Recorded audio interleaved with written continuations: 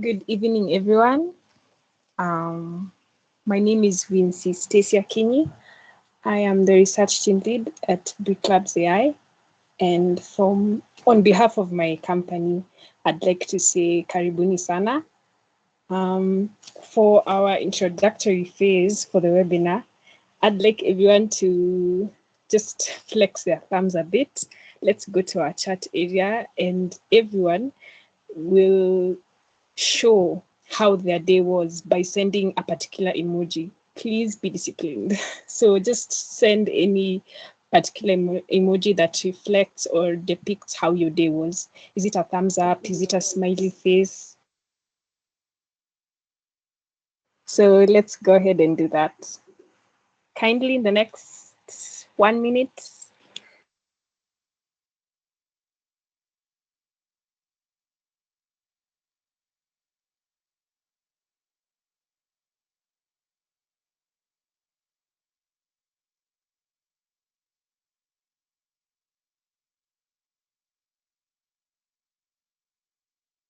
I can see very interesting reactions. Thank you, everyone. Um, all right. So for our first phase of the webinar, it's due justice that I do some introduction.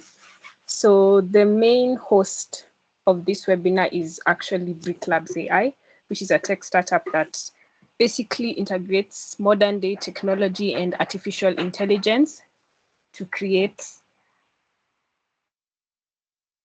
solutions for common day problems. So in particular, the product that is being featured for this webinar is Therabot, which is our main product. Basically, Therabot is a chat GPT where you can text your problems and have that common interaction that you have with your mental health provider, be it a therapist, a psychologist, a counselor. You just log into the chat GPT model we have, and then you get the necessary help you need. So our initiative, which is hashtag Occupy Mind kwa Mboka, for those who are not proficient with Sheng, Mboka is Sheng for work. So Occupy Mind kwa Mboka is paying due diligence to the October Mental Health Awareness Month, and the theme propagated by the World Mental Health Organization theme, which is it's time to prioritize mental health in the workplace. So that being said, we have a few objectives in mind for the session, and we also have our two lovely speakers who I will be introducing in a minute. So for our first objective, we're going to have Miriam Wanjiro Kibuchi. She's the CEO of Miriam Wanjiro Kibuchi International, as well as a trauma-informed therapist. And she also has a holistic wellness community that she runs and a couple of other enterprises at hold. We also will be having later Wangoi Maina, who is the CEO of Finding Me Community, which is a community that specializes mainly in peer-to-peer model trainings, among other mental health awareness-related activities. Our guests, I think this is time for you to say something to your listeners and the community as a whole. So let me start with Wangoi. Wangoi. Thank you so much, Stacy, for this opportunity. So let me start by saying hi to everyone. If you can hear me, please throw in a emoji, a thumbs up, just clap if you can be able to hear me. Nice. Thank you, guys. Thank you. So yeah, I want us to start off the session with so much psych. I have a little bit of cold, but I hope you guys can hear me loud and clear. So, Stacey, thank you so much for this opportunity to just come in and share and have this conversation, right? Because I'm looking at it as much as we are here to share our knowledge and information. I'm like also open to learn so much from my other panelist, Meji and Kibuchi, and also like all the other discussions that we'll have throughout the session. I also want to shout out to a familiar face in the room, that is Charles Odhiambo. Thank you so much for joining in. And I hope as you continue, I'll see more familiar faces. But in the meantime, yeah, thank you guys. And I'm hoping we are going to have an interactive session. Thank you. Back to you, Stacey. Thank you, Angori, and I'm happy you're seeing familiar faces. Now we move to Marianne. Marianne?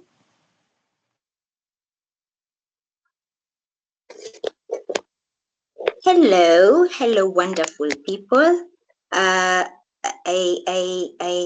let me first start off because I'm so excited. I might run off and start saying some things.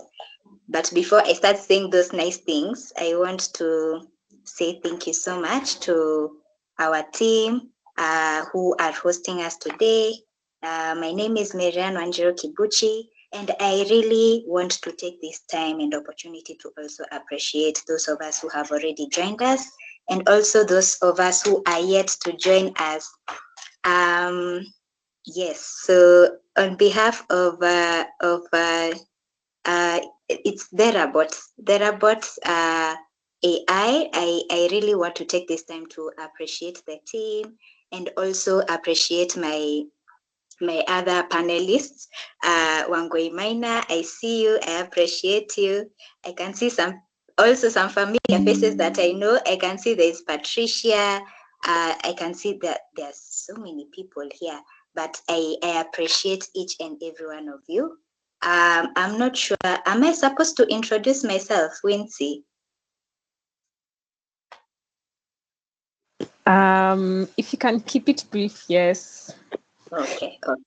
So I actually don't have anything. Let me just work with the direction of Wincy. But my name is Marianne, and I'm going to be introducing myself more in depthly.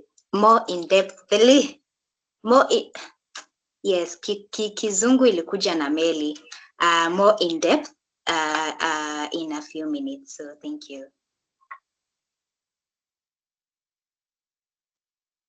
Thank you all for that stunning introduction. You might not know this, but for other moderators in the house, you know that when your audience is mingling, it takes the edge off your seat. So thank you all for being interactive. I guess it's time we now jump into the conversation straight away. So, Marianne, we are now on your cue. Let's see what you have for us. So maybe I can introduce for our fellow learners, because as of now, class is in session. We have no moderator, we have no juniors, class is in session officially. So our first objective is going to be highlighting the connection between mental health and workplace productivity, absenteeism, and overall performance. So I saw from the Google form that I sent, I saw a couple of responses, and one of them was about the importance of, I think I get it. I think I got it right. The importance between workplace productivity, the impact of poor employee mental health on a company's productivity. And I saw in my reading that the World Health Organization did a study, and that in every year, 12 billion productive days are lost due to depression and anxiety, costing around 1 trillion US dollars in productivity alone. So that is that day in your memoir, okay, I'm just having burnout, or I am maximally stressed. We lose around 1 trillion US dollars. That figure does not equivocate to like the days where you call in sick, you get to leave. So with that being said, I think we can jump into the conversation, Marianne.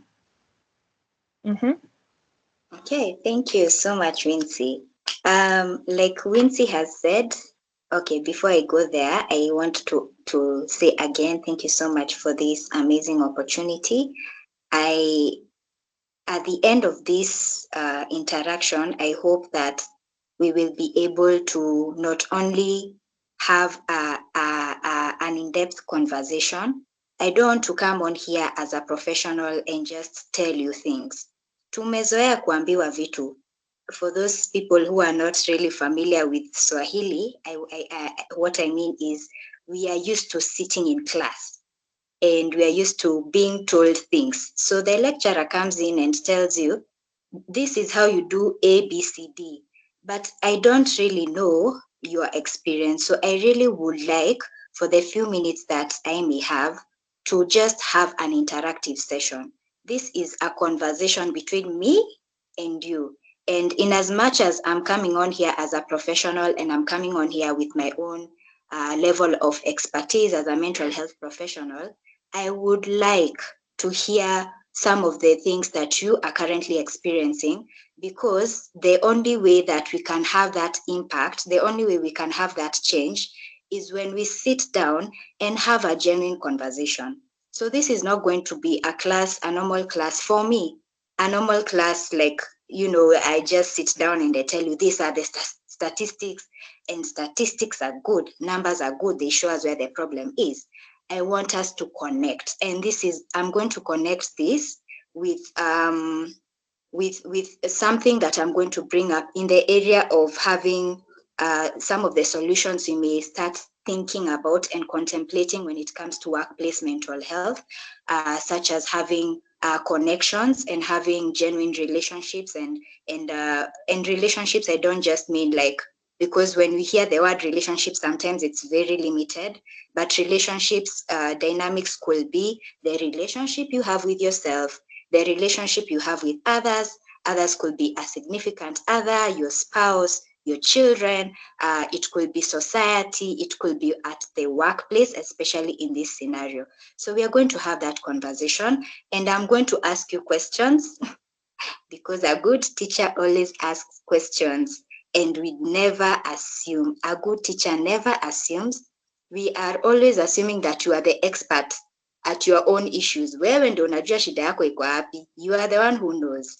So before I continue, my name is Miriam Wanjiro Kibuchi, and like it was said that I'm the CEO of Miriam Wanjiro Kibuchi International.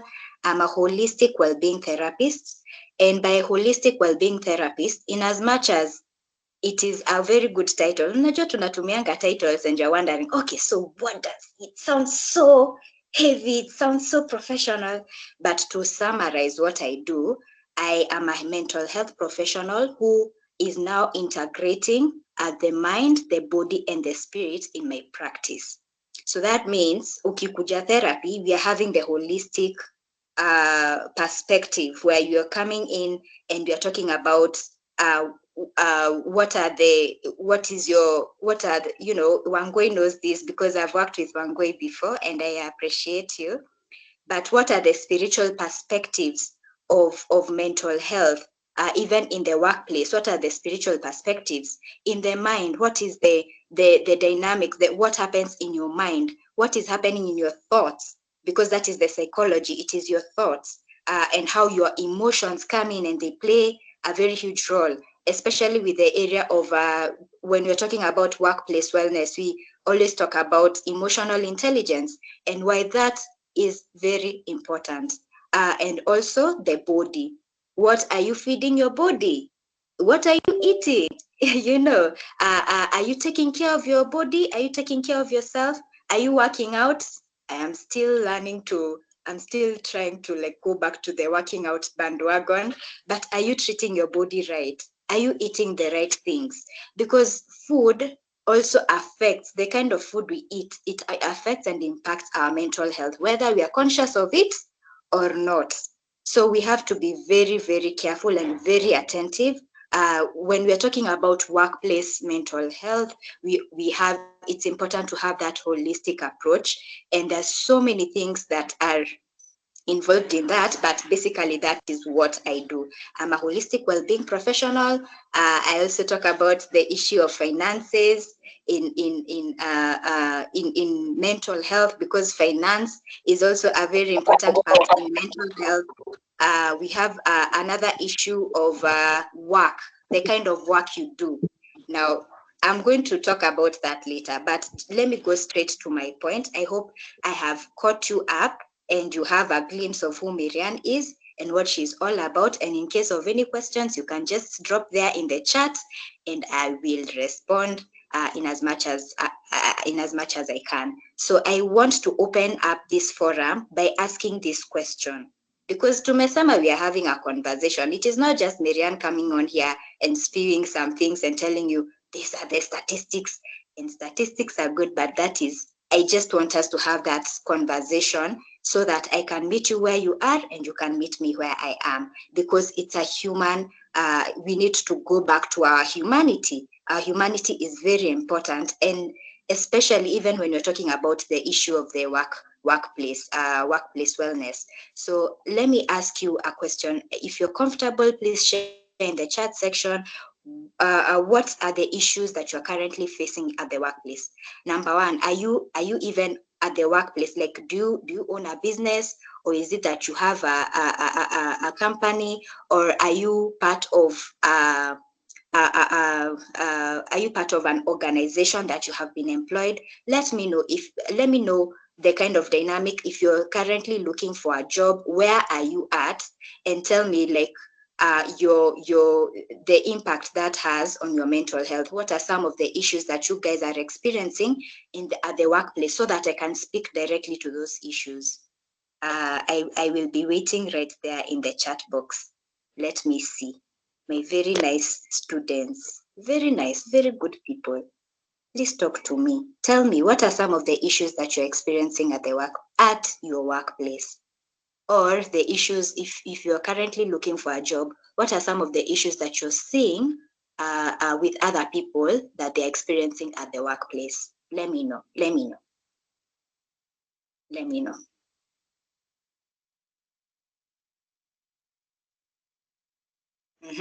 Burnouts.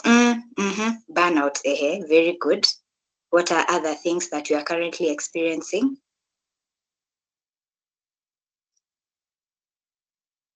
Work life. I love that. It's like you've removed a thought from my head. Work life balance. Thank you, Live Free. I hope I've mentioned your name correctly. Brian is saying work related stress. Okay, so kuna stress. Financial constraints. Let us talk about money. Money. What is the problem? Where is the issue? There's no promotion. Very nice. Poor pay, and people or employer expect you to perform. Burnout, abuse from clients, delayed payment. These are very, very relevant issues that you are currently experiencing at the workplace. Another one. Give me like two more, because you're very good people. Brian wants to say something. Brian, you want to say something? Please unmute and let me know.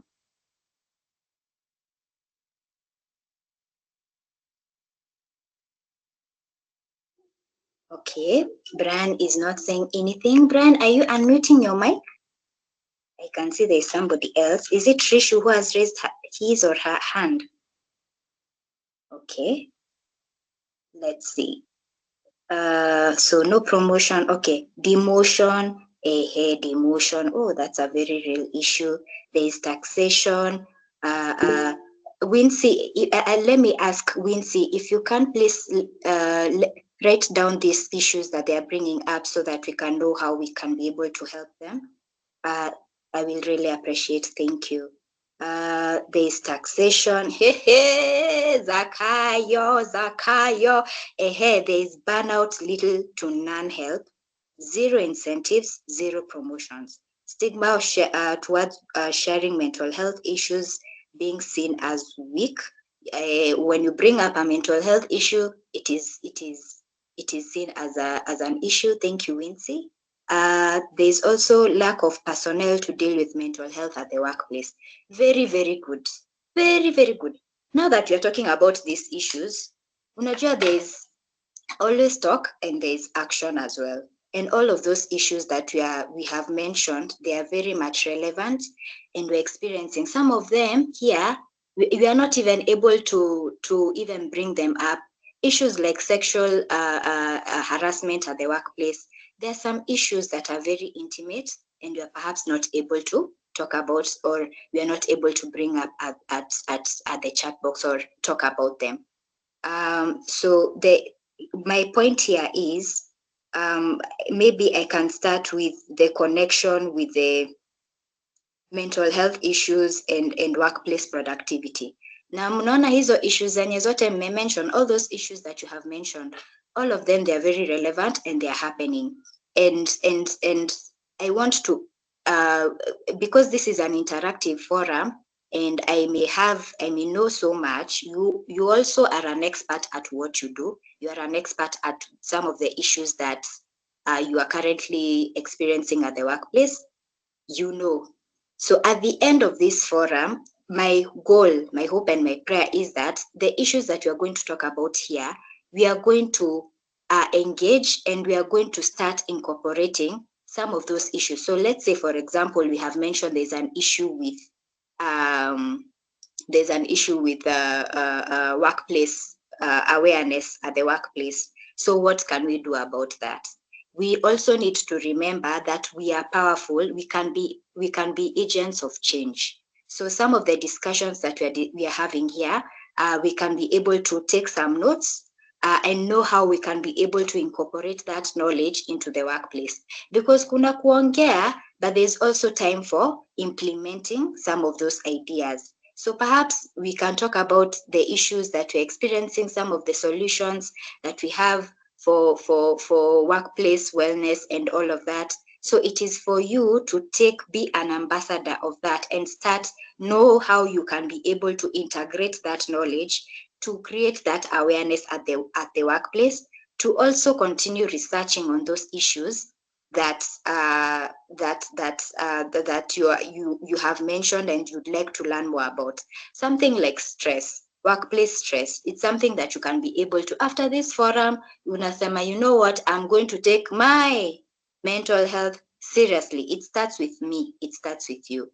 I'm going to take my mental health very seriously. I'm going to start educating myself on these issues. And if it is going for therapy, I can go for therapy. If it is inviting a therapist like me, or having an educator like Wangoi to come talk about wellness, workplace wellness, you invite her, she comes, talks at the workplace, you have a forum, you are empowered. Akitoka hapo, you feel so much refreshed, some issues that are getting addressed. So that is the goal of, I believe that is the goal of this forum. It is for not only for us to exchange ideas and to have to be empowered in knowledge, but to also implement. The implementation is very important. We always say about wisdom. Wisdom is, it is applied knowledge. We can do so much. Ni kama vile when you go to school, you go and you learn about a certain area of expertise. Maybe when you learn stories, AI, or you're learning a certain skill. That skill, you have the knowledge now. When it becomes wisdom now, you become an expert at that thing when you implement that thing. So thank you for sharing some of the issues that you are currently experiencing. I hope that Wangoi and I, we are going to talk about those issues, and let this not be the last time. Let this be the beginning of having such conversations, and for us to do something about changing our workplace wellness and all of that. Now, the connection between mental health and workplace productivity, Wincy has mentioned. She has mentioned, I think it costs companies about $1 million. $1 million. You've mentioned 1 million, or is it 1 billion, Wincy? 1 million or $1 billion. It costs that much if you're not okay. So number one, let us first address the issue of you at the workplace. You being there, you are very important. $1 trillion, that is a lot of money. That is a lot of money. So there's also like the statistics of having globally, at least 1 in 4 persons, they are likely to experience a mental health problem at one point in their lifetime. Now that is very, 1 in 4 people. So you can imagine, these are statistics, I think, by the World Health Organization. When we take 1, 2, 3, 4, 1, 2, 3, we count 1, 2, 3, 4 people. One of us has experienced a mental health issue, or they are more likely to experience a mental health issue in their lifetime. So that is actually true, because I myself, I have experienced firsthand depression. I have been diagnosed with ADHD, but now I work in much more understanding, and there's that wellness that I'm trying to integrate, and all of that. So it's important for us to know that if we are experiencing that, like globally, it is also said that there's also this statistic of saying that an estimated people, like 10% of employed population, takes time off to address depression, and an average of 36 work days are lost when a worker gets depressed. Now that is we can see how that is affecting our productivity. We can see that how that is affecting our the how it's affecting and impacting companies. So it's important, it's very important for us to integrate mental health at the workplace. And it's important to note that we spend an approximately, tunaanzanga kufanya kazi lini, when do we begin to start working? At around 17, 18, it's perhaps even earlier, and it goes all the way up until 60 years. Sometimes people go up to 65 years. That's when they decide to retire. So a huge chunk of your life is spent at the workplace. A very huge percentage of your life. Imagine it is spent at the workplace.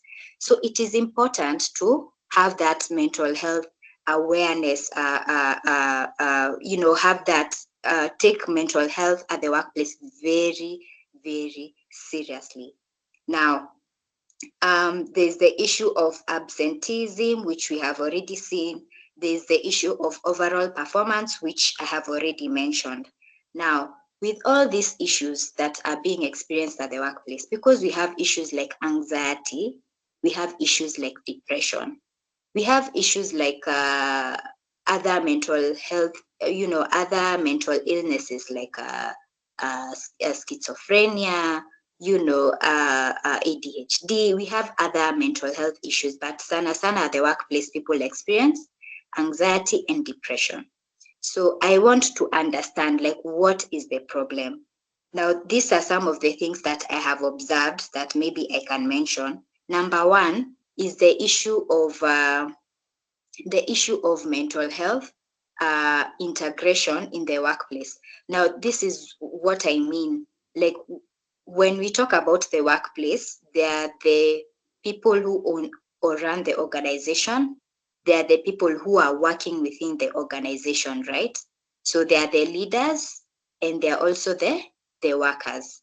So my perspective is, if you really want to change the workplace culture, if you really want to see change at the workplace, it is good to involve the head, so that if you go for the head, that mentality, it's going to trickle down to those people who are working in the organization. Now, this is my thought process. This is what I think, because of the mental health issues that you have mentioned you're experiencing in the workplace. To make this very, very practical, it is the importance of having healthy relationships within the workplace. Now, this is what I had mentioned in the beginning when I began speaking, and I said that I will mention it, is the issue of having the knowledge and the idea of enhancing relationships within the workplace. Let me repeat that.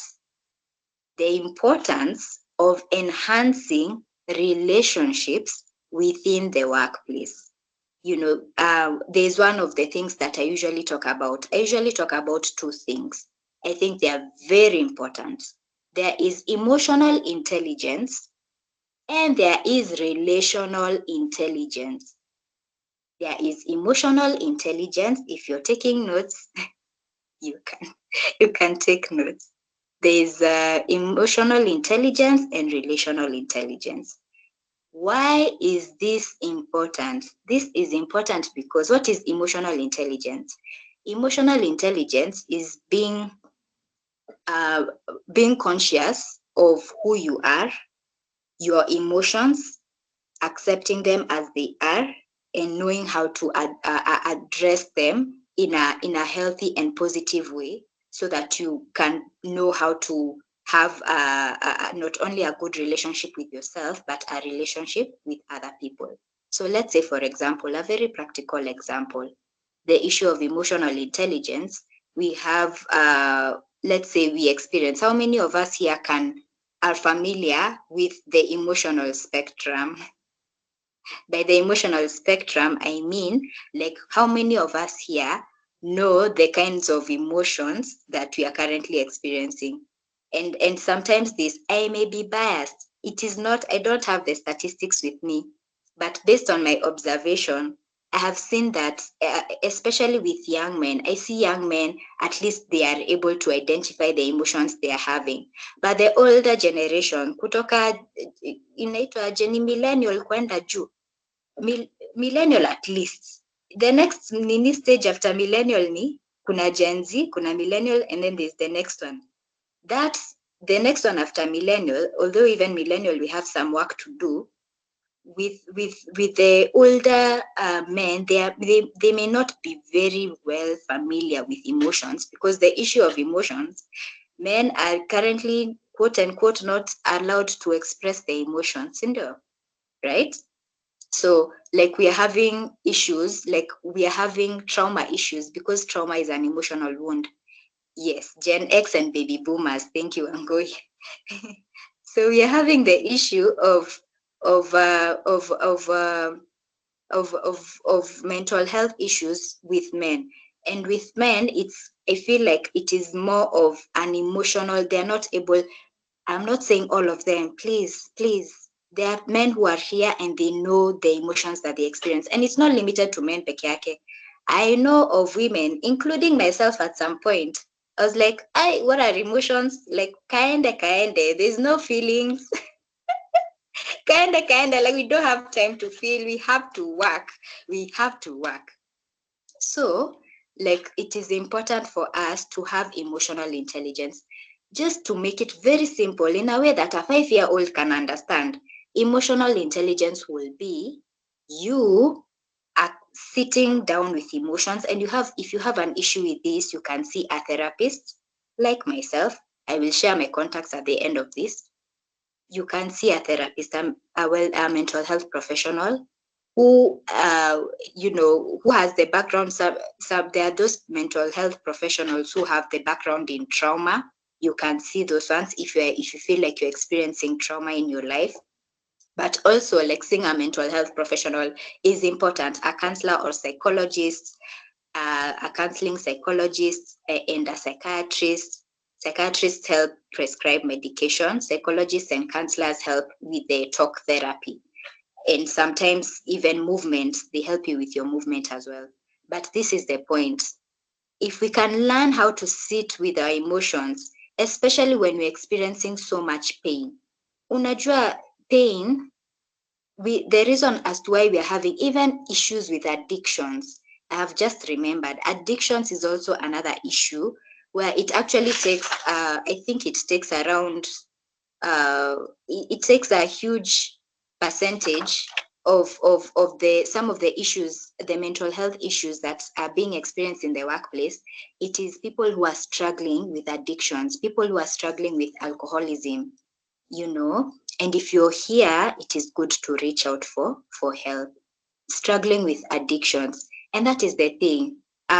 Some of these issues come about because we don't know how to sit with our emotions. So emotional intelligence will be sitting with your emotions, addressing them, and by addressing them, you can go see a therapist. You can have a supportive community of friends or people that you talk to, and also learning to have a good relationship with yourself, because charity begins at home. I am home, you are home. So when it starts here, you learn to express, to feel, and to healthily express those emotions. You become more aware and more intelligent in terms of emotions, and you can also be able to relate with other people, because now you can, because you know how to identify emotions in yourself, you can identify emotions in other people. You can tell when somebody is sad. You can tell when somebody is angry. Unajua kuna watu hawa get like like I'm not bashing I'm not bashing anyone, but there are people who don't, genuinely they don't get. Let me give a very practical example because I am a teacher. If you're going to have a conversation with somebody, mtu anaongea, ameongea. Huu unataka kuongea, but they are not able to tell that it is time to talk and it's time to keep quiet. Have we experienced that? Please raise your hand if you have experienced that. I want to see if it is only Miriam who has experienced that. Yes, thank you. Yeah. So like you see, like you think that, you know, mtu anaongea, somebody is talking, they talk, and you're like, oh my God, I don't want to hear you talk. Just will you allow me to sit down to talk to you and also listen to me and all of that? But ni kama haget hint. Another one that I will use, though I will use it on a light note, on a very light note. Kai, I hope you will not use this one against me. But sometimes in relationship dynamics, so when you're pursuing a lady or a lady, it could be both ways, because sometimes even women pursue relationships. I'm talking about romantic relationships. Unaambia mse, like, I'm not interested in this relationship. I'm not interested in you. But mtu ana insist. And I'm saying this on a light note. I hope it does not trigger anyone. If it has, I'm sorry. But you know, like, you're not able to tell what the other person is feeling. So that is why we need to go back to emotional intelligence. We need to go back to our humanity, because humanity means you experience pain and you learn how to sit with that pain and address it in a healthy way. And by doing that, you can be able to help somebody else. So there's emotional intelligence. There's also relational intelligence. Relational intelligence, when I'm talking about workplace wellness and enhancing relationships at the workplace, I'm not saying now everybody starts dating within the department. You know, I'm not saying that. I'm saying that people learn how to relate with each other. And relational intelligence, there's this book by a man called Dr. Darius Daniels. Dr. Darius Daniels, he talks about relational intelligence. He's written a book about that. And he talks about the levels of relationship dynamics we have with people. We have friends. I may not use the exact words he used, but I'm just saying them so that you can become aware. We have friends. We have acquaintances. We have mentors, and we have mentees. Now, this is the issue that comes in the workplace. Somebody who is an acquaintance, because workplace relationships, mostly they're usually acquaintances, unless it is that unique dynamic where you're working with your spouse in the same place. For example, Citizen TV, you know, there's a couple that works together, right? But I'm talking about like at work, mostly the relationship dynamic I'm supposed to have with you is I know that you are an acquaintance. So shida yetu inakuanga, you're trying to make an acquaintance a friend. And that person, the things that you tell an acquaintance, ataenda ambie mtu mwingine, because they don't have that level of connection or relationship as it would a friend. So unamwambia, unasikia stori zako zimetangazwa kwa department, and you become heartbroken, you become embarrassed, you become all those things. And some of those things would have been avoided if we knew about this relationship dynamics. So it's important to have relational intelligence. It is good to know the kind of relationship that I have with Stacy. Maybe Stacy, at some point, we can start off as acquaintances, and then at some point we'll become friends. Or like I'm having a relationship with somebody. Let's call that person Njoroge. Is there a Njoroge in the house? If there is, please forgive me for using your name. Maybe I'm having a Njoroge. Njoroge is more of a mentee to me because I am playing the role of being a teacher in their life, you know. or a mentor, like I'm talking to, maybe let's use another name. Let us use, let me see if I can use somebody's name here. Charles. Charles, the relationship dynamic I have with Charles. Charles is more of my mentor. So I address him as a mentor, and I know how to categorize that relationship, and I relate with him in that relationship dynamic. So I hope we are understanding. So it's important to have that workplace wellness, have that knowledge of emotional intelligence and relational intelligence at the workplace, because there is a lot of chaos that is happening, and some of these things we don't have to experience if we knew. So some of the solutions that I will say as I conclude, because naweza ongea sana and time is moving. As I conclude, I will say this: some of the solutions I propose for the workplace is, number one, you are the one who has the knowledge and information. Before we get to the, okay, and I'm not saying that you don't reach out to them, but I want to say, like, let that at home, let it start with me. You know, ebu sema me, ebu tell yourself me, because sometimes we are like, it's somebody else you're thinking about. Wincy angekuwa kwa hii forum angekuwa anasikiza hii story na nilikuwa nashinda nikimwambia. No, I'm not saying you think about somebody else. I want you to think about you, because every community, whether it is at the workplace, whether it is society, whether it is wherever, it is made up by people. And people is me, people is you. Tukikam together, we all become people. A majority of people. But let it start with you. Become the change agent. What have you learned? What are you going to learn from this forum? Because Ongo is coming next. What are the things that you're going to learn in this forum? And you're going to implement in your own way for your own mental health, and for the wellness of your organization, because you can be the change agent. That is number one. Number two, it is the issue of purpose.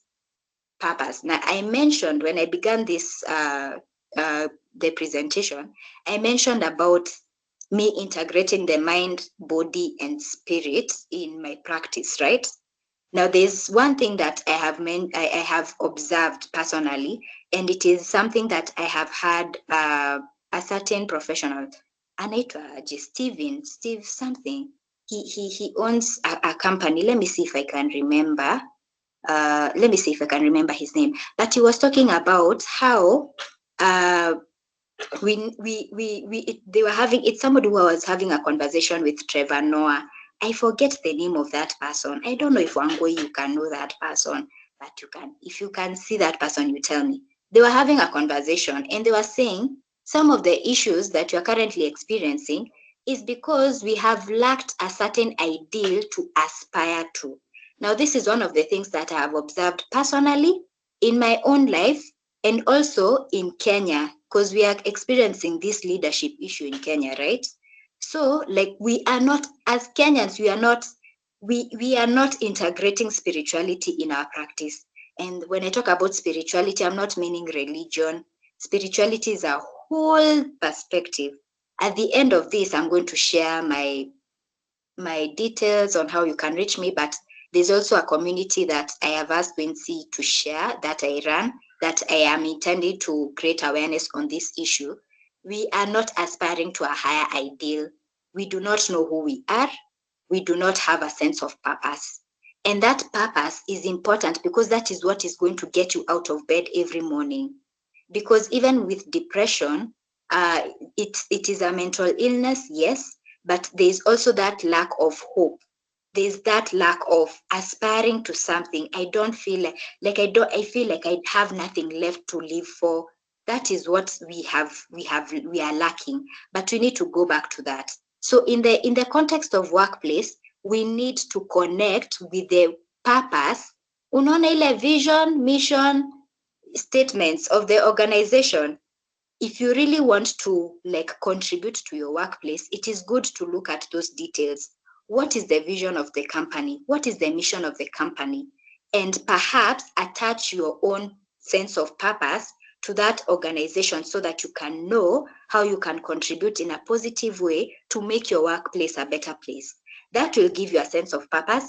That will help you leave the bed every morning to get your feet on the ground, to wake your body up, to go take a shower, eat, and go to work every day and not feel tired, because now you have tapped into the spiritual element, because spirituality is about finding purpose. So if you can find purpose for your own life and connect to the purpose of the organization you live, that organization will never be the same because you are in it, because you are the change agent. That is number 2. Number 3, and the last one as I conclude, it is involving, and I see Charles has raised his hand, maybe I'll take the question afterwards. It is involving the workplace, the organization's executives. What I mean by that is, if you are somebody here who runs an organization, that means that you, wewe uko na kampuni, you have a company and you have people who are working under that company's vision and mission. It is for you to take that knowledge and start integrating that knowledge in your daily practice. Integrate your mind, your spirit, and your body in your practice, so that you can have something to aspire to. And that mindset is what is going to trickle down. Oh, okay. Thank you, Charles. Thank you. It is that knowledge is going to trickle down into like other into those people who are working and working for their vision. Because how I see it, because sometimes there's this issue of, oh, we have a toxic boss, and it is a very serious issue. I am laughing, but it is a serious issue. Don't think I'm demeaning it in any way. There's the issue of toxic work bosses and all of that. But it could be that boss you're having is traumatized. And that trauma is trickling down to those people who are working in that organization. Na kila mtu anaumia. So it is for the workplace executives. If it is the CEO, if you're the business owner, I do not care.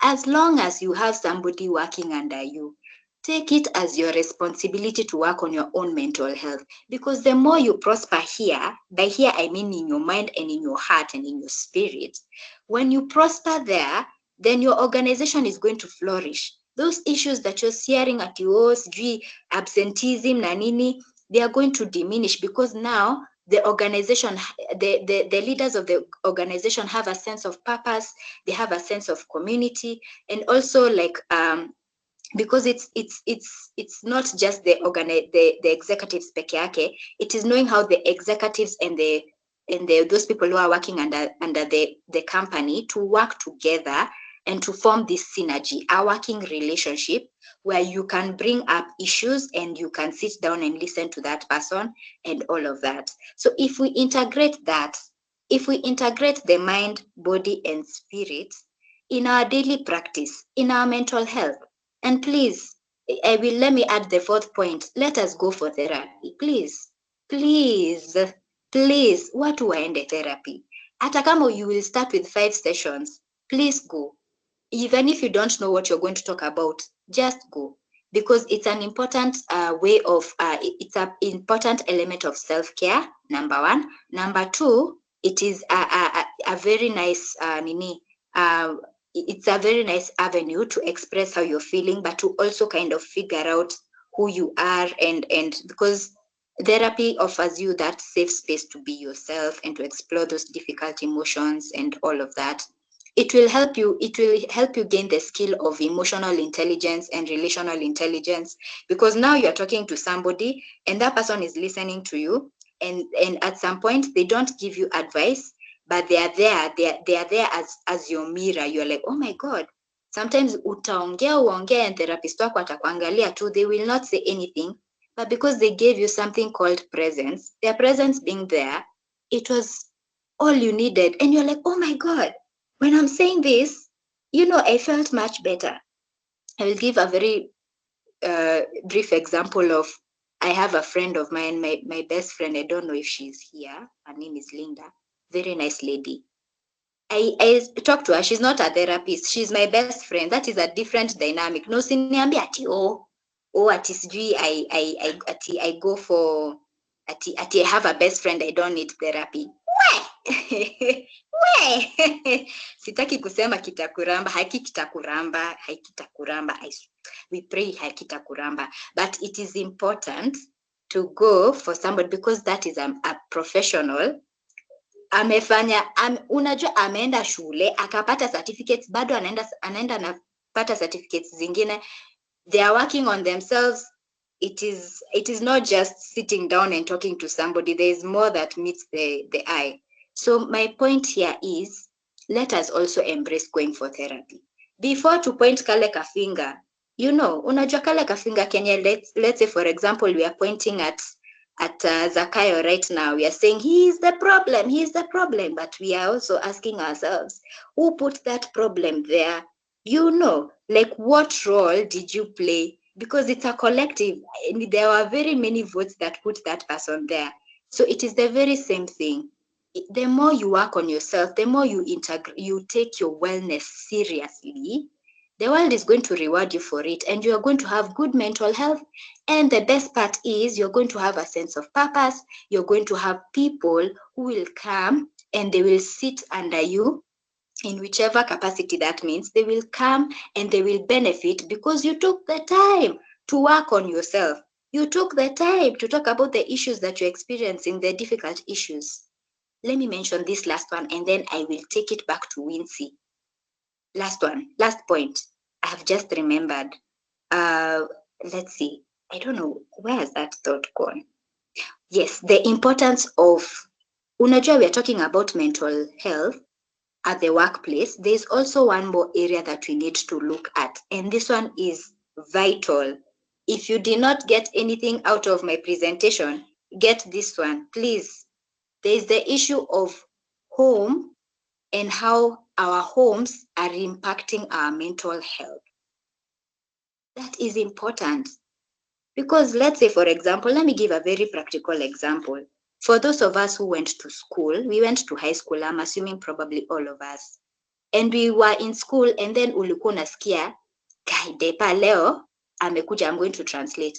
Depa leo amekuja na mood swings. Depa leo amekuja, sijui walikosana na bwana yake. Some of the things that we used to say because we were in high school and all of that. But there's the issue of the stresses that we're experiencing at home. We are bringing them at work. So it's important to also not only address the issues at work, but also address the issues at home. Think about mental health, going for therapy. There's the individual therapy, there's family therapy as well. It is important you can also go for family therapy and introduce that idea to your own family members. And najua that may be triggering for some of us, because some of us say that, our homes are just toxic. Unajua those words that we throw around. But it could be that our families, we have a lot of trauma that we are experiencing, and we are just, it's like an open wound. Everybody has an open wound. Ukifanya kakitu kadogo, mtu ameshakuwa triggered, unachapa mtu, ama mnakosana vibaya, you have arguments and all of that. So it's important to not only incorporate mental health mental health awareness at the workplace, but it is also important to bring that knowledge in the family and home setup. Because I'm imagining, and sometimes maybe the guys in the Nini are going to agree with me, wanasemanga they just want to come home and find peace. Even as women, we just want to come home. Nowadays, it's sometimes nowadays we are the ones who are working outside and we are coming home. We also want to have that culture, have that peace in our families and all of that. So imagine, no matter how stressful your work is, when you come home to a peaceful environment, nakwambia uko like, you just rest, and then you're like, oh, I can face another difficult day and all of that, and then it becomes a journey. So it's important to have that knowledge as well. And with that, ladies and wonderful gentlemen, I think I have finished my presentation. I give it back to Wincy Stacy. Thank you. She can tell us what to do next if you're taking questions or something like that. Thank you, Marianne, for that stunning presentation.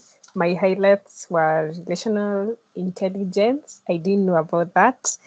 And I've always been processing. It's good to hear it from another person being said. So for the questions, we're going to take them after Wangoi has her session. Right now, what I will allow is reaction and Christian and in the it says proverb. So I want to see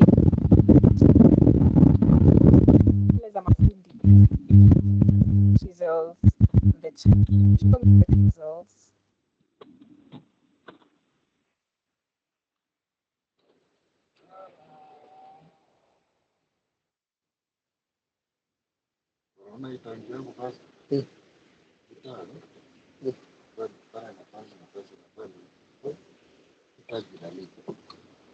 Oh, inaliki.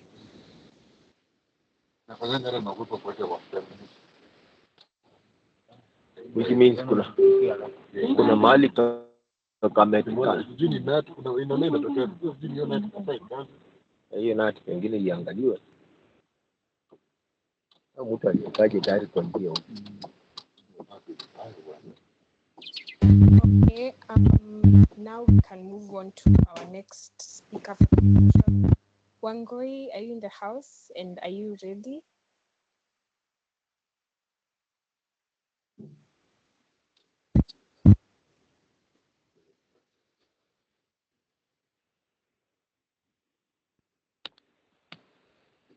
Angekuwa mtu hata aliisha hapo ndani. Kama ni mtu wa kutoka, anatoka. Sababu sasa ungekuja hata ungeingia hapo ndani, wewe sasa je kufanya? Please. Kutoka.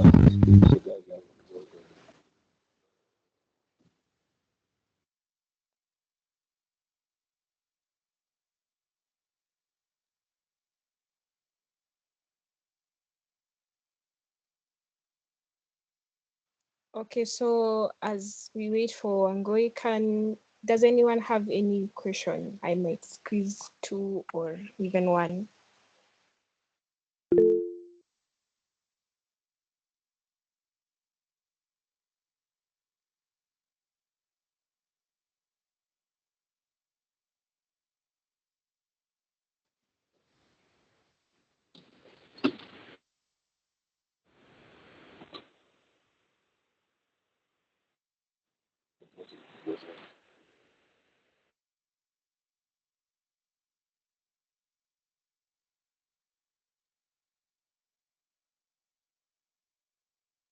Yes, Charles.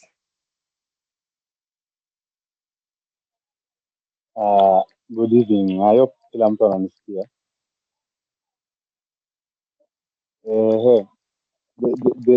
The speaker mwenye ametoka kuongea, she has been saying about toxic.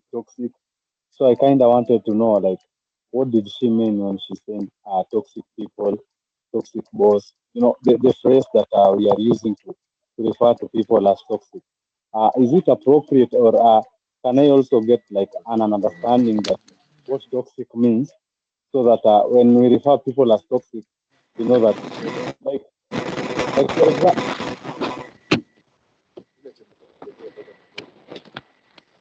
like for example, when you say like a poison is something that is toxic, you know that is something that cannot change.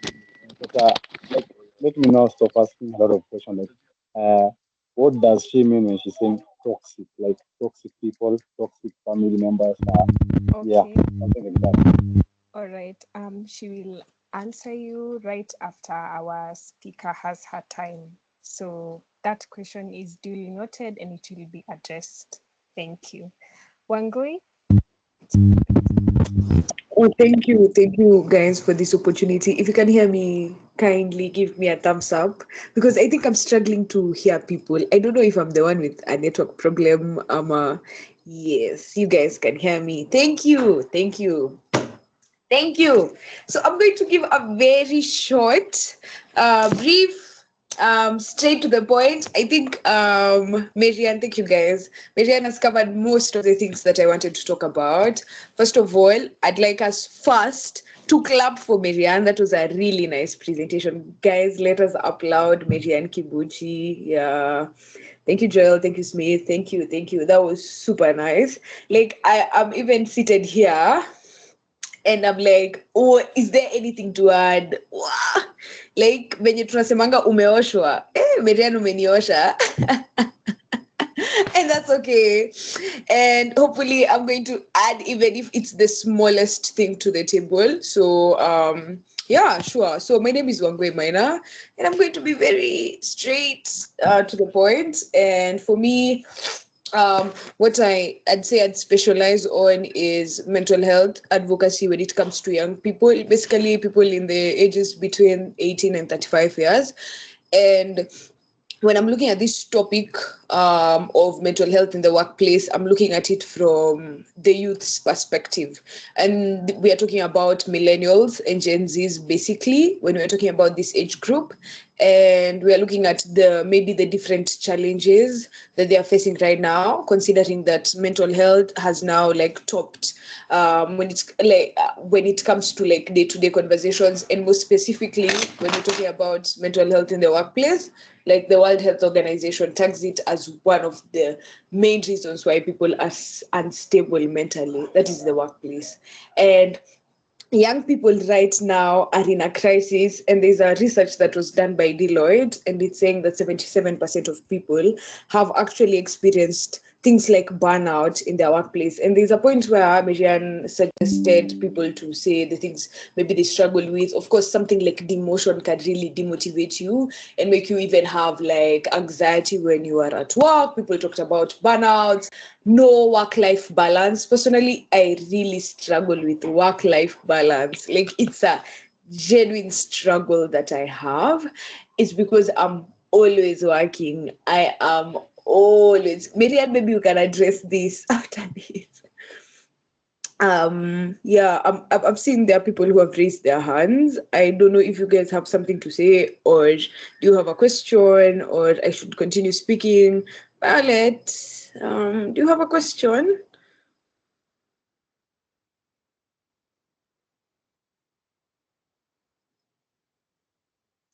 All right, I think I should just continue on. Yeah.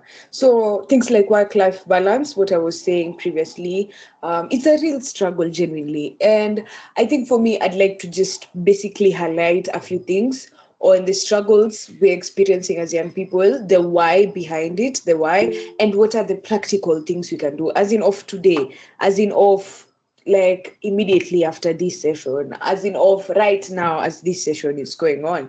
And it needless to say that the workplace has really changed, and a good majority of us are getting into the workspace and the workplace and getting into our productive years after COVID-19 hit.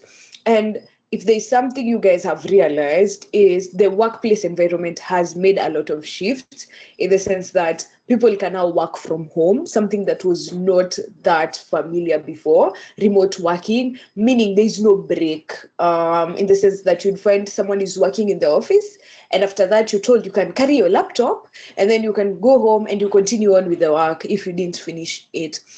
And then you find, because you have now connection of Wi-Fi, you have your laptop, you can carry it at home and you can work from there. You find that bosses nowadays, they even call you at 9 p.m. and they're like, si uko na laptop kwa nyumba, ebu angalia this project that I've sent you. So there is no like clear boundaries about the time in work and the time when we are at home. In short, we've even converted the place where people used to come and rest and take a breather as part of work, and it is associated with work. So people, like young people especially, we are getting into a workplace or a workspace where there is no work-life balance, in the sense that you can work in the office, you come back home, you're still working.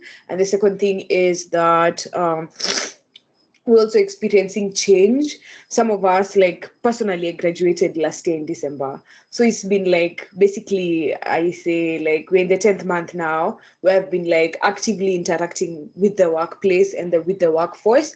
And that change is not easy, because I remember the 4 months, January, Feb, March, April, those 4 months were like super hard for me. Like just can't even conceptualizing the idea. You know, you're used to university, you're used to class in a bounds, you're used to missing class leo, and then now you get to a point where you actually have to show up to even sustain your basic needs.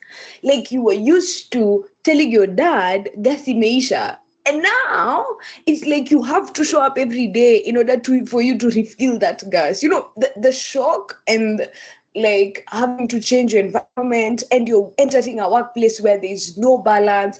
Like there's a lot of shock that comes with it. So I know most young people struggle with that reality, especially if you are like, I think it's like Minnesota nast ama you were spoon fed in university. It's usually like a lot of time where you are an adult and you're not expected to take so many responsibilities.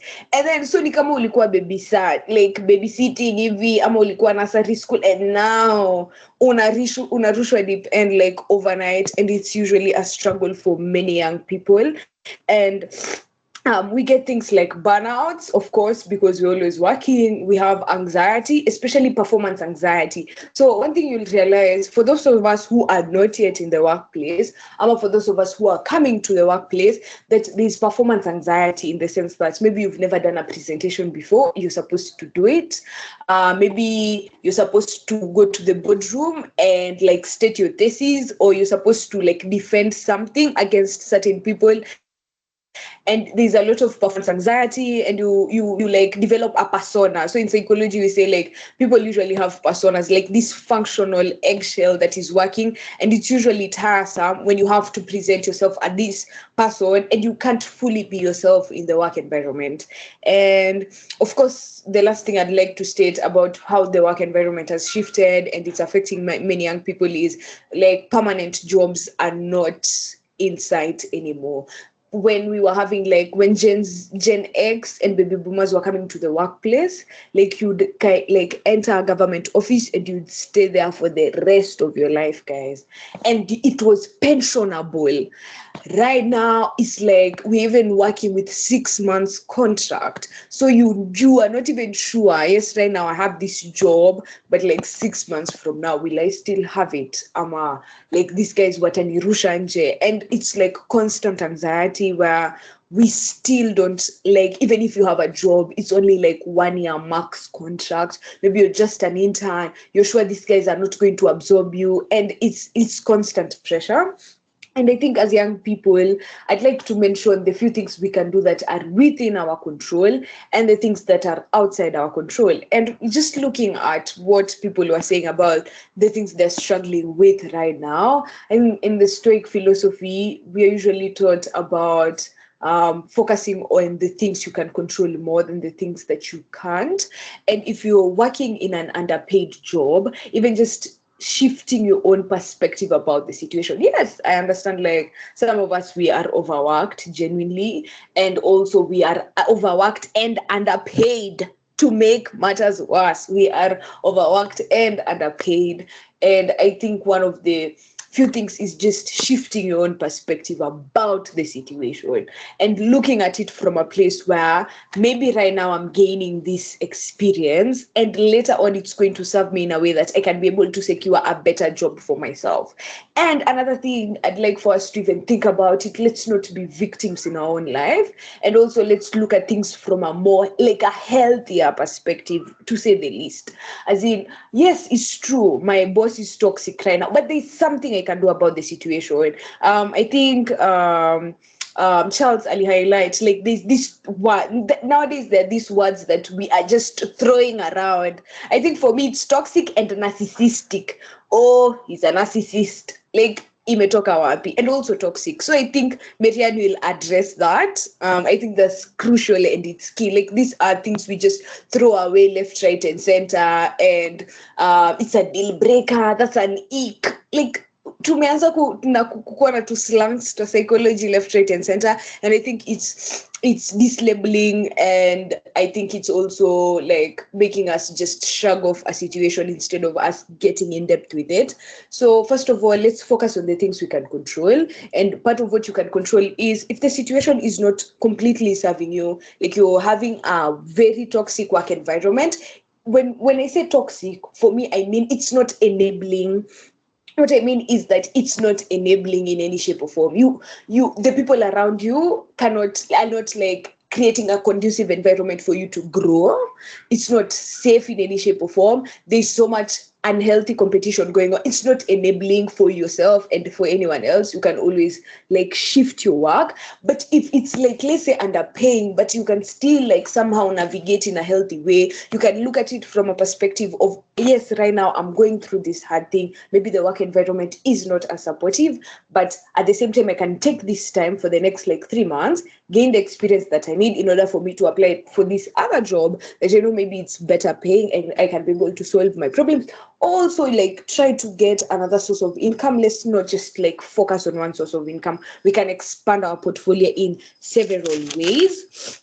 Other than the work environment, now when it comes to you as a person, we need to learn how to set boundaries even with our bosses. You see the way we keep talking about setting boundaries in relationships, and in relationships also, Mendrian said when we mention the word relationships, it's so like boxed. It means like a romantic relationship or like parent-child relationship, but even you and your boss have a professional relationship. And I think as young people, we need to learn how to set clear boundaries with our bosses.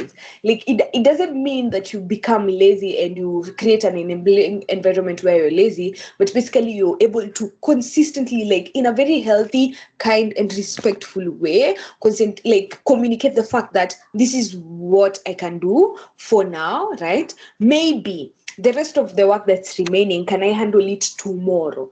Ama, I am not able to do this. Can you show me, like, just setting those boundaries, especially when it comes to the working hours, number one, and two, also communicating when we are unstable mentally, and just like clearly like requesting for things like mental health days, because right now they are incorporated in work leave and all. So setting clear boundaries is something we can also do. And also I think there are people who take in situations as they are, and there are people who try to negotiate it. And let's I think as young people, we are always on defense mode and we are never on the offense side. And I think it's crucial for us to learn how to be on offense, not like in a bad way, but also feeling that we're not victims. And sometimes most of the things that are usually presented to the table in the workplace, they're negotiable. Even your salary, you can negotiate for a raise.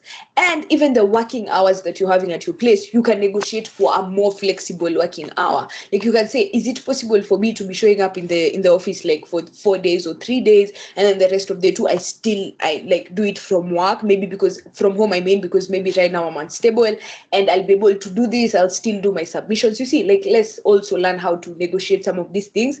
And another thing, the last thing I'd say not the last, the second last, self-care. Let's practice holistic and well-being and self-care. And there are some practices that have been proven to increase the well-being of a person. So personally, I'm a gym rat. I work out. It's been a year now. So one of the few things that working out have proven is it helps you like release the negative hormones and things like cortisol, and these are stress hormones. So if you really under stress and you have a lot of stress hormones like cortisol, you can release them actively through sweating. So you can work out, right? You can have a walk, you can like increase even your dopamine levels by just basking in the sun. We are always indoors when we are working. So can you just go for a lunch break, and instead of sitting there in your desk, just go to the rooftop or the balcony of your workplace or just outside, you know? So practicing holistic well-being in the sense that let's do things that maintain our overall well-being past work. Things like working out, self-care practices, time off work.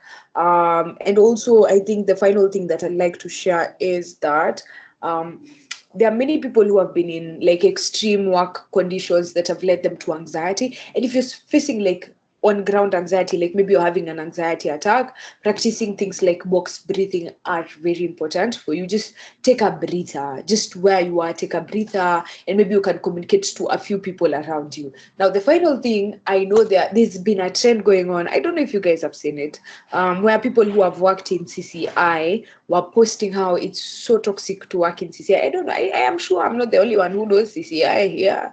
Najua mnajua. If you know CCI, please throw in a thumbs up. Angalau nisikue peke yangu. Anyone who knows CCI? I'm not like, oh, thank you. Oh, Pendo. Hi, Pendo. Aya, Karibu, I didn't see you. And Jerry. Hey, guys, thank you for joining. I've seen you guys, yeah.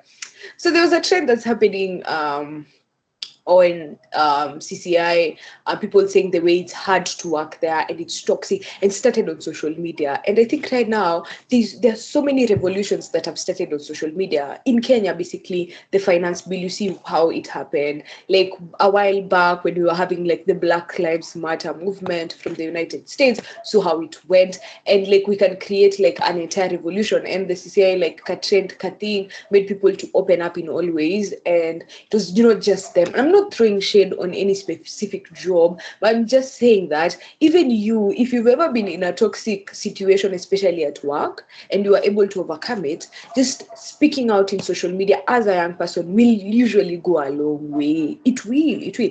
Like just being vulnerable in a healthy way. I think it's Simon Sinek who says there's a difference between being vulnerable on social media and broadcasting your problems, and it's a very thin line. But being vulnerable is, I've gone through this and these are the solutions. It's not like you're seeking sympathy or you're seeking like but you're just trying to pass out the information and trying to help someone who maybe feels alone and stuck, or they're lost in their own world. So yes, it is. So I think that takes us like, oh yeah, so I'm saying if you're even experiencing or you'd like to talk about these things, let the conversation not end here, although this is a good conversation for sure. It's the big conversation, right?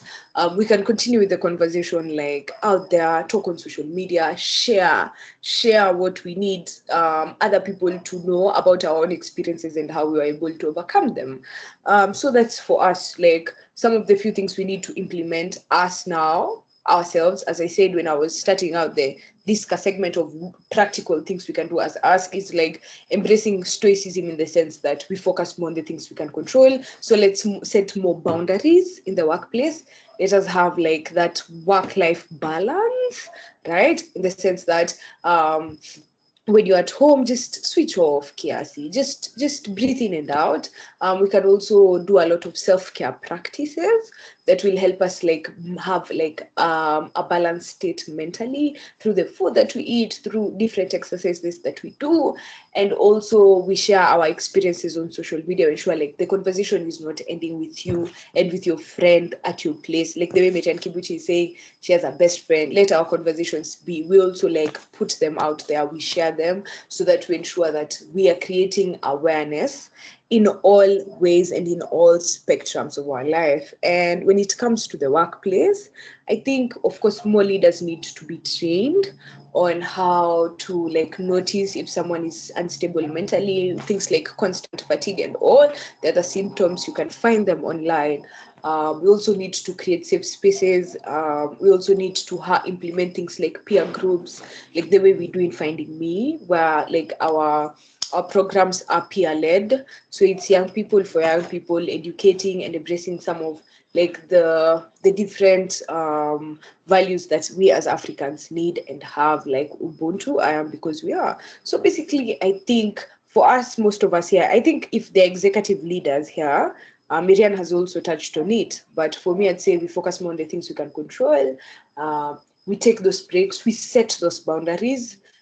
We take good care of ourselves, and we also share and talk about the different struggles, and we share the message that you are not alone. And if you're struggling as a young person, it's okay, because as I've highlighted when I started out, is the workplace has changed. It has really changed. Past COVID-19, it has.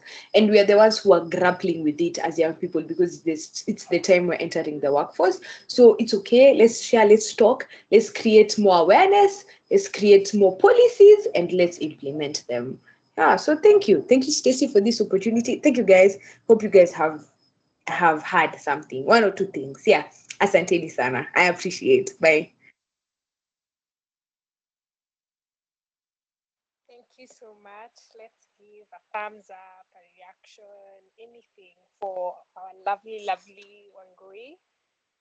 Thank you. So now it's crunch time. I'd like to address the particular questions you have. In the questionnaire that we sent, you gratefully provided some topics or questions you'd have wanted addressed. And I think kama unafuatilia vizuri, we have around 50% of them, half of them being answered. So at this point, maybe I can start with Charles' question. Maybe Marianne, since you brought it up, briefly, you can just enunciate why the toxic label was being used a lot. Is it uncomfortability or is it, yeah, the floor is yours. Thank you. Mary, I also see the question. You can just type in the chat, or after Marianne talks, you can unmute and proceed. Thank you. Thank you so much, Wincy. Wangui, let us clap for Wangui. That was a very, very in-depth. Hey, hata mimi I'm taking notes. I'm like, whoa, very nice. Like genuinely, for real, for real. You've done a good job. I don't know what you are saying about me covering everything. You covered the areas that, those areas that I had not mentioned, and you've done a very good job. I appreciate you. Thank you for that. I've also learned. We are always learning, always. So thank you for the question, Wincy. I will say that you see the thing with toxic and narcissistic and all these words that we are coming up, okay, not coming up with, they're in the mental health space and they are certain words to describe certain things. So let's say, for example, if I am holding a pouch like this one, it is a red pouch. You know, if I am to turn it like this, it is a blue pouch. You know, so basically these words are there to explain certain elements of a certain thing. Let's say, for example, for toxicity, toxicity is a word we use to explain, like basically on ile ya juju without the mental health aspect. It explains like something that is not good for you, something that affects you in a negative way. It affects your health. If it is taking, maybe it's you're in a toxic environment, the air there is not good for you. It's not good for like human, it's not good for a human being to be there, to be exposed to. So it's a word that, these are words that are used to like explain certain things that are happening or certain characteristics that are happening, or certain things and elements that will explain a certain phenomena, something that it's like saying like this is a red pouch or this is a blue pouch. It's like how, for example, the way people take the Bible, for example, I'm not saying this is not being religious or anything, but I'm bringing up, like, I'm just giving an example. It could be the Quran, it could be whichever book there is. Let's say for example, a Bible. People to take certain things from the Bible and they say, like, the Bible says it gives us permission to drink. Let us drink. Let us make merry. So basically, it's like getting a certain word. Now, the problem with this is that nowadays it's called pop psychology. Unaenda pale TikTok and there's a numerous information. There's a lot of information there that is unfiltered, and it's a good and a bad thing. Just like the way we say that internet brings good things or bad things, or AI is bringing good things or bad things. The only thing hapa is sometimes we take these words and we take them out of context. So in the mental health space, saying about toxic people, if for somebody who is not fully healed, akisikia the word toxic already anakuwa traumatized, right? Anakuwa traumatized. So ukisikia stories are, you know, somebody, like many times I see this, for example, for narcissism. Narcissism, it's a legit mental health disorder. These people genuinely don't they don't have that capacity for empathy. Now, many times there are people, men and women included, they may describe, at mimi at some point I thought I was narcissistic, but it is not narcissism, it is trauma. For somebody struggling with narcissism, now this is the element where we need to incorporate in our language. Our language is very important. Mnakumbuka hiyo emotional intelligence I talked about? Emotional intelligence is very important. When you have emotional intelligence, you will see when you are when you're in touch with your humanity, you will see other people through the lenses of humanity. So you will see people, unajua vile we put people in categories. Tunasema this person is a murderer, this person is a narcissist, this person is toxic. But when you incorporate the human beat element of it, you can say this person is struggling with narcissism. This person is struggling with, or maybe they are experiencing toxicity, or they are quote unquote toxic because they have been in certain environments that have made them that way. They perhaps weren't originally like that. So it is important. We need to also be very careful, because sometimes even with the diagnosis we put ourselves, unajua the things that we casually say, mimi nakuanga mimi na inaitangwa aje, the one for being very overly obsessive compulsive. Mimi nakuanga na OCD, obsessive compulsive disorder. Mimi nakuanga na OCD, nakwambia siwezi acha, yani nashindanga tu. Some things that we say we are incorporating in our language. It's a good thing because we are learning about these things. But then again, we also need to be informed about these things so that we don't put them out of context. So just to answer your question, I will say it is not good to address people as toxic, because I always say, ukipoint hivi finger, there are 3 fingers that are pointing right back at you. So sometimes it's some of the experiences we are having with people. It's because we are dealing with people from an unhealed self. If you haven't healed, then chances are you might end up mnakorofishana na mtu, and perhaps it's not. If you are healed, you probably wouldn't have that kind of relationship dynamic with that person. So many times people say, oh, a certain organization, certain people, and I'm not saying they aren't there. Please get me right. I'm not saying they aren't there, but sometimes somebody, if you aren't healed, you will think that if your boss is telling you to do a certain thing and they ask you in a polite way, perhaps maybe that day, maybe you are experiencing PMS if you're a lady, and then akuja kuambie, and then vile utaisikia utakuwa like, oh my God, this person, he had no, na alikuwa anasema tu kawaida. But there's that context. So I think the best way to know, to become, to know how to see people is to cultivate emotional intelligence within ourselves, so that because emotional intelligence will make you very hesitant to point fingers at people, and you will try to understand where the person is coming from. Though kuna those situations and dynamics where you're like, this situation is not good, especially with the current situation we are seeing in Kenya right now. It's not like you just sit back and you're like, it's okay, that person is struggling with narcissism. It's good to be aware of these things and know how to address them in a healthy way, obviously. But kuna that element of humanity in it. So I think it's important for us, as we engage with this information and knowledge, the more we research about these things and we try to understand them from the original source, the more it attracts all those things that we have put on them, and perhaps have a more sobering approach to these mental health terms like toxicity or narcissism. Yeah, thank you. I think that is it, Wincy. Yes, thank you, Marianne. It was very comprehensive and also tied into what you earlier said. It all comes down to emotional intelligence per se. So thumbs up for that, my wonderful audience. As we take in any other questions, we are overhead of time. It's about time we close this particular chapter. So any questions left? Maybe I can butt in.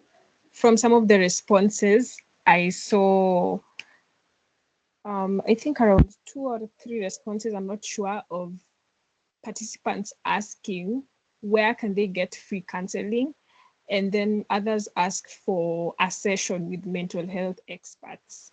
And because I know I'm bringing Marianne on board, I assumed, okay, that one is in the box. However, it's up to you guys to decide, because I also saw from the responses, some of you are, I'm not sure, around 2, 3 of you are mental health practitioners. So if you have any particular concerns, or you want to, or you are offering the mental health services, you can share your contacts where people can reach you, so that it's accountability and transparency for everyone. Thank you, Leafy.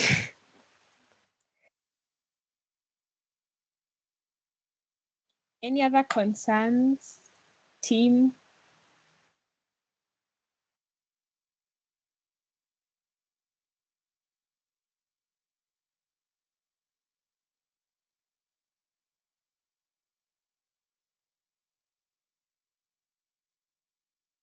Yes, Jerry and Marianne. Okay, Jerry first.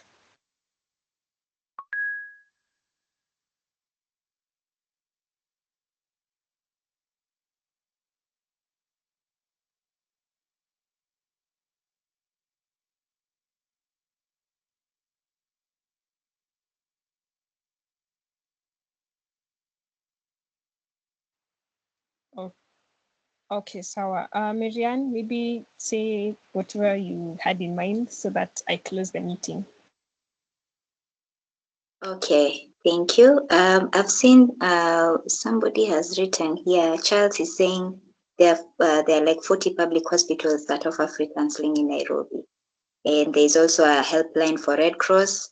There's also a helpline for Nakada, and I also know one for Chiromo. After I answer that question, I'm going to type in those details in the chat section. But just to there's a question that Wangui mentioned in her presentation, and actually the person I was talking about is Simon Sinek. You actually mentioned, you helped me remember, Wangui, Simon Sinek, and this other guy, this comedian. What is his name? Why am I forgetting names? Let me see if I remember. If you can receive Trevor Noah, thank you. So it's Simon Sinek and Trevor Noah. They had this conversation and they were talking about friendship. And I think it is in that conversation that they talked about how we when you're talking about thank you, when you're talking about the issue of when you talk about world peace, it's an issue, it's a dynamic that we don't really think about, but it is very much possible. World peace is very possible. And they were having a conversation about friendship. I don't know if you can be able to search that. It's on YouTube. You can search Simon Sinek and Trevor Noah. It's a conversation they had about friendship, and that conversation was so enlightening. And they also mentioned the importance of aspiring, having purpose, a sense of purpose. I think it's very important. And just to echo what Wangui brought up is the issue of work-life balance. That is very important. There are people who are saying that, I remember there was this one time I was having, I don't know how many entrepreneurs we have on this call. Do you have any entrepreneurs here? Like, you can raise your hand at the chat section. I see you, because I can see Wangui is an entrepreneur and she's an executive herself. There's I can't see your name. Okay, there are people who are here who are entrepreneurs. I'm having a soft spot for entrepreneurs because we go through life. We we go through life. But basically, there was this professional who was saying, there was this person who was building a company, and he was saying, when you're starting up a business, sometimes you don't really have it usually takes a lot of your time to build it up and all of that. But I think there are also like those what is it called, self-care practices, and having a work-life balance is very much possible if we think about how you have structured your business or how you've structured your organization. Are you able to delegate? Are you able to set up a system where when you are not there it will still run? And these are some of the lessons that I also learned with Wangui. Like, there are those things that you can set up and you can do so that you are able to have that work-life balance. And also look at what is that thing that is prompting you to overwork, because overworking is an issue. What is causing you to overwork? Because sometimes people overwork because they are avoiding pain, to address pain they are experiencing in their life, or they're overworking because they are avoiding that emotional wound. There's the functional depression, quote unquote. Somebody is depressed, but they are overworking, like they are working so that they don't get to feel the way, those emotions of sadness and feeling down and all of that, to avoid how they are feeling. So it's important to incorporate what Wangui said, self-care. Part of self-care is going for therapy. And like we've seen there are those resources that are there for free counseling. You can go for free counseling. But also, if you're able to plan for Nini, because sometimes it's not a money issue, it's how we are organizing our finances. If mental health is a priority for you, uta prioritize pesa ya mental health. It's like the way tuna prioritizing pesa ya sherehe. Au utakosa pesa ya sherehe, uko hapo hivyo quivers.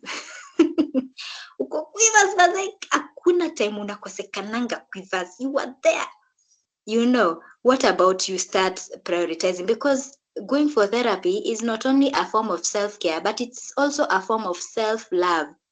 True love we will prioritize for the things that you love. And if you love yourself, because love is also like, we can also, maybe with Wincy, we can discuss with the Therabot team, we can discuss how, with the Brick Labs AI team, we can talk about how maybe we can talk to you guys about there's that, I don't know, okay, I've lost my train of thought, but like there's that element of just making sure that you prioritize your mental health. Make sure you prioritize your mental health. Yes, self-love, we can talk about self-love, because that is also another thing that is very important. There's the self-love that we hear, sometimes it may be attributed to selfishness, but there's a form of pure self-love where you are like, kuna vitu juna najipenda, not in a selfish way, but because I love myself, there are things, and there are things I will not cross. It's like placing boundaries within ourselves. Wangui mentioned about boundaries. It's important. And the way to set healthy boundaries is to first set healthy boundaries with yourself. So loving yourself means like you prioritize those things that are good for you. It means prioritizing therapy, setting a budget for that. You can save up for therapy, because when you're paying for therapy, it's also important to have that mindset shift, because people think that going for therapy ni kuketi tu na kuongea. Yeah, I am telling you, it is a lot of work. There is a lot of work that goes behind it. It's important to prioritize. It's like if you have a broken leg, you will do everything in your power to get that leg okay. If you have a broken soul, that is even deeper. It's more in depth. So I think it's important for us to prioritize our mental well-being. Go see a professional. Start with Nini. There's that link that Wincy has shared there for my community, for my WhatsApp community. You guys can join there, and we share free resources, and we have these conversations.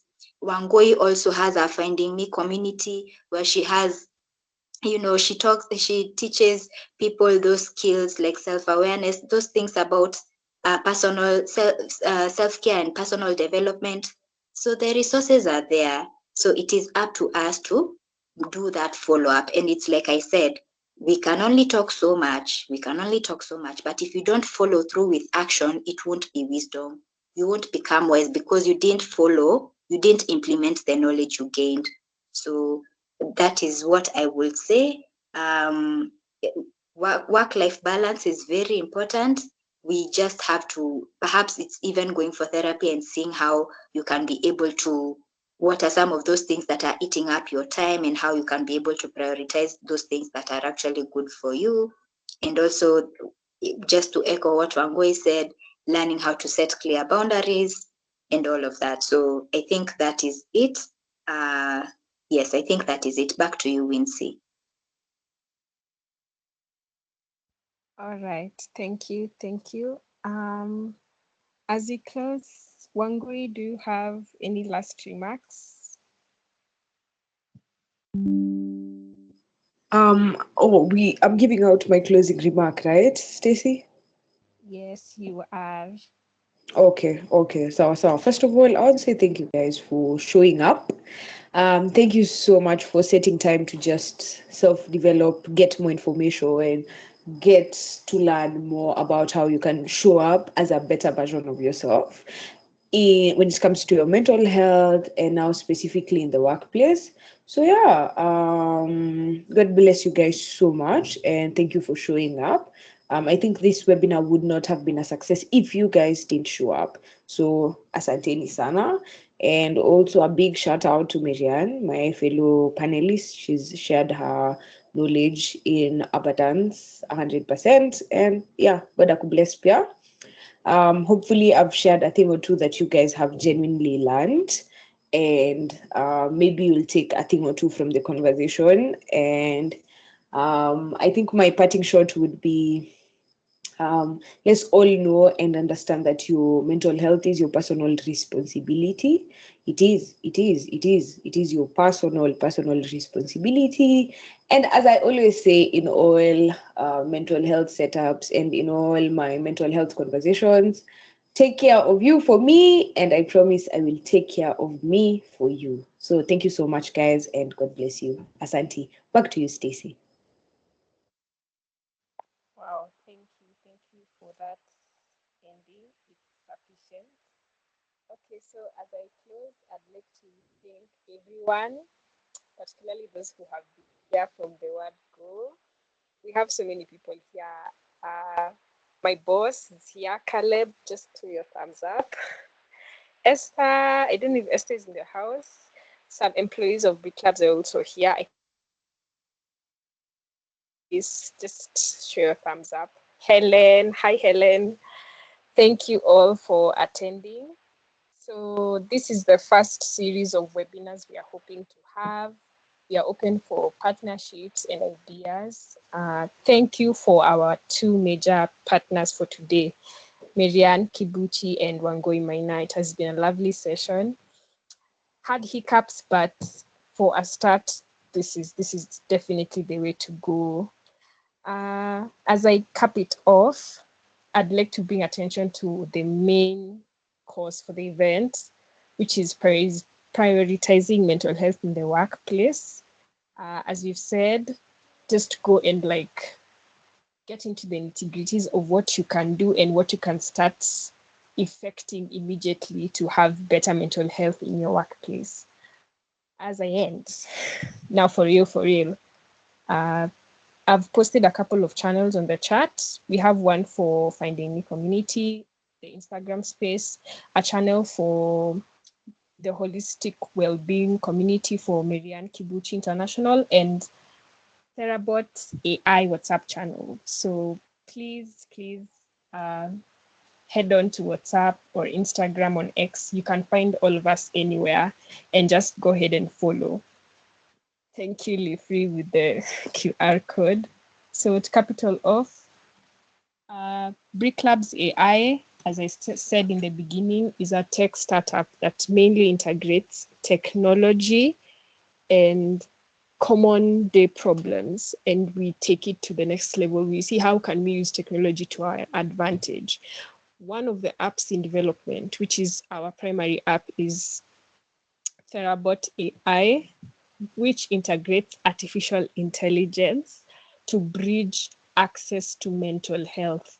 As you've heard, 1 in 4 people have mental health conditions or disorders. So the the people having mental health being many and the access to providers being few, we developed the product in mind of reaching people closer through technology, since almost everyone uses tech, be it a smartphone, a tablet, your office PCs, somewhere.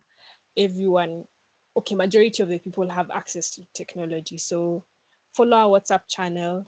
Therabot is available on WhatsApp as a, how do you call it, off link channel. So you can use it and give us your feedback. We also have volunteer forms for mental health professionals who'd love to join, for software engineers, information scientists, and so much more, etc., etc. At this juncture, I'd like us all to just give a thumbs up and exit the meeting. Thank you for attending and have a good night. A feedback survey. I'll send it to your emails, but please make sure you fill it so that we know how to serve you better in the following webinars. Thank you and have a good night.